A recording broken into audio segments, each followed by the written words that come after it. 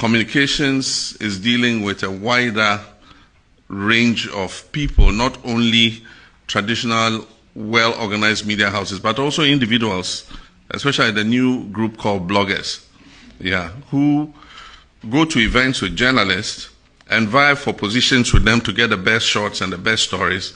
And they just go with their phone, edit, and then they put the news out. So the media landscape has changed and the sources of information has changed.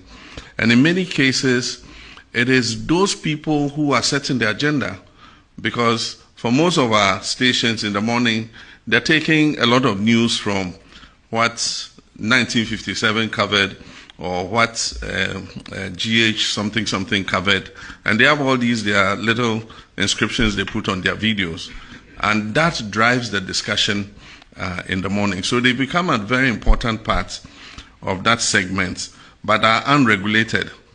And so sometimes they go to the extreme. The language is filthy. I mean, they can just, go to town, either insulting somebody or sometimes on the limits of hate speech. And these are things that in the whole world, people are beginning to look at and say, how can we regulate hate speech? How can we regulate, extreme foul language, And so it's just an issue I'm raising so that all of us can begin to think about it.